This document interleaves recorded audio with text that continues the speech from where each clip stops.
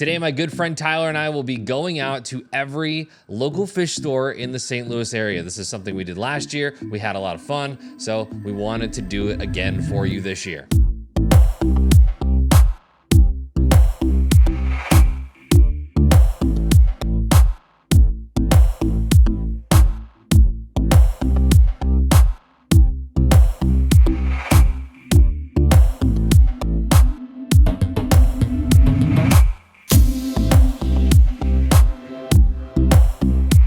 Reef Builders, it's Remy and welcome back to another video. Today we uphold a long-standing Reef Builders tradition, LFS Saturday. If you're lucky enough to have a local fish store in your area, you should support them, especially if they're good people. Go support your local fish store, even if it's not local fish store Saturday. Also, Tyler shot some of this stuff, so make sure to check him out, inland_reef on Instagram. All right, let's get to the first store. The first stop is a new to me shop in Edwardsville, Illinois. It's called Aqua Nook. I know some of you that aren't familiar with the area, we have a lot of Illinois suburbs. I live in an Illinois suburb of St. Louis. We have the Mississippi River that divides Illinois and Missouri. It is small, but mighty.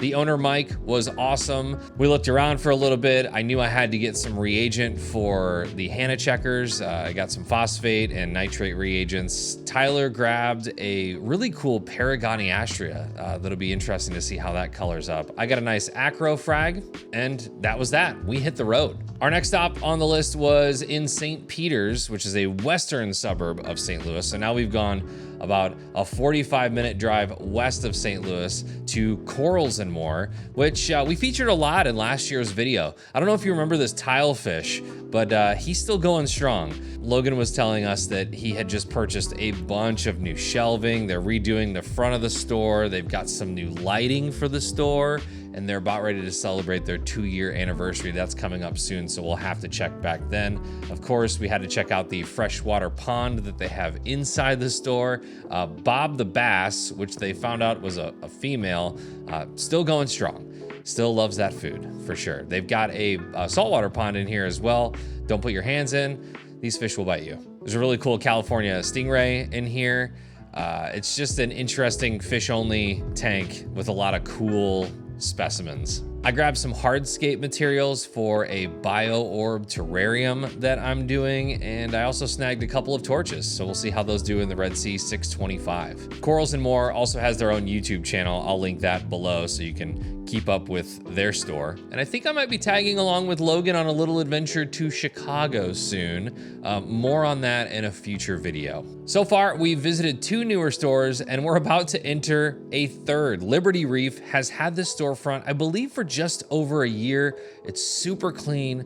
I love walking into stores and they've got nonstop coral flats just filled to the brim with coral. I had actually won one of the corals that I purchased on a live auction the night before, and this will be my first acantho, which I am super excited about. Brad is the owner. He's also known as the Frag Daddy, as seen here on some merch. He carries all types of coral, but his torch selection is one of the largest in the area for sure. Lots of euphilia, lots of fembrophilia, tons of fish, tons of inverts. I also picked up a Zoa frag, and I also got some Alpha Reef powder because I needed to re-up on my dosing there. So Tyler got a cleanup crew. They also had some glitter gonnies for $99, but I had to stick to my budget. We had 4 more stores to go. Seascape Studio was next on the list. Joe is the owner here, and he's always got a decent selection of coral frags for fair prices. The store is pretty well known for their fish selection. I knew I was going into this store specifically for one fish in particular, for the Solomon Islands inspired tank. If you haven't seen that video, make sure to check that out. I saw that they had a small Tamini tang, and so I scooped it up. They were also having a sale on tangs, which made it even sweeter. I think it was like a 15% off sale or something like that. So while Tamini tangs aren't endemic to the Solomon Islands, it's definitely a fish that you'll see on the reef. I think he'll make a great first addition to that aquarium. I'm really excited to get some life into the Solomon Islands tank. Tyler grabbed some pods and a barnacle ornament, and we were on our way. The next store is called Art of Aquaria, and 2 years ago they moved locations and dropped their entire saltwater section. But we still love going there for the plants. They've got hardscape materials, and they've got a fantastic discus tank. For those of you that remember, this is actually the store where my weeping willow came from in their old location. And now we just go to support and soak in the good vibes. I mentioned the terrarium that I was in the process of setting up. And so I grabbed some Christmas moss and also a carnivorous plant for pest control, the Drosera. I think I'm saying that right. Also, add another plant to the wish list. This vining Rhaphidophora cryptantha, I think that's how you say it, was impressive. I'm gonna get one of these for sure. Just a couple more stores to round out Local Fish Store Saturday. Next on the list is STL Aquatics. They've been around for several years. Were once known as Gateway Aquatics. They moved storefronts a couple times, but have settled into the original location once again. And right when you walk in, you see this massive display tank, huge toadstool colonies. Fish are gigantic. This is an awesome store. It's actually pretty close to me. They've got fair prices on their coral, and it's all labeled, which is awesome. Tyler was on the hunt for some Bengai cardinals, which they had in stock, so he picked up a couple of those. And I got a couple classics. Frags were buy one, get one. So I picked up a green slimer and a mummy eye chalice. And finally, the last store is what I would consider to be my home store. This is the Corner Reef. I was here a couple weeks ago and I noticed that Steve took in a huge pipe organ colony from a tank breakdown. And I texted him and I said, hey, how much for this thing? He said he'd frag it up for me.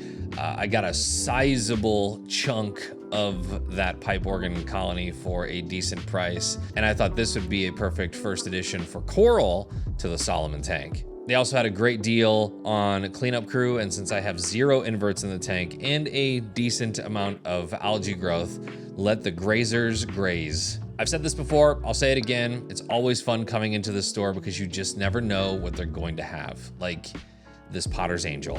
So all in all, I think I spent about $500, maybe a little less than that. And I know $500 spread over 7 stores isn't a ton of money, but you know, a little bit can go a long way for the local fish store. So every little bit counts. And if you can support your local fish store, then you should definitely do that. I realize not all of us have the luxury of a local fish store, let alone 7 local fish stores, but I definitely try and support as much as I possibly can. Also remember, a lot of the name brand products that are out there are sold at your local fish store and are usually the exact same price that you would find online. Like I said, every little bit helps. Support your local fish stores. All the coral and fish and inverts have now been in their tanks for a couple days now and are looking fantastic. If I had to pick any favorites out of what I got on Local Fish Store Saturday, the first would be the large pipe organ colony that I got for the Solomon Islands tank. This thing is absolutely beautiful. Again, I feel like pipe organs are underappreciated. A lot of new hobbyists may mix them up with green star polyp. They are still considered an octocoral or a soft coral, but they have this calcium tube structure that houses it. It's really, really cool coral. It's underappreciated and there's so many different varieties. So I'm hoping to get maybe a couple other varieties and colorways in this tank as well. Another one of my favorites is the Tomini tang that I picked up. I haven't purchased a fish in a long, long time. So it was really cool to acclimate and, you know, pop him in the tank and just see how he did for the first 24 hours. And he's chill. And also my first acantho. I haven't had a quote meat coral ever. And this guy is a beast. It's yellowish and orange. I'm hoping maybe it will, you know, sprout some other colors down the road, but it's a really cool piece for the bottom of the tank, and I can't wait to see how this thing transforms over time. Before I get out of here, I want to remind you about Reef Stock Denver. That's coming up on March 1st and 2nd of next year. So as you're kind of planning out travel for next year, make sure to put Reef Stock Denver on your list. Those tickets are on sale, reefstock.show/Denver. Hope to see you there. Thank you so much for joining me on this little adventure today, and I will see you in the next one.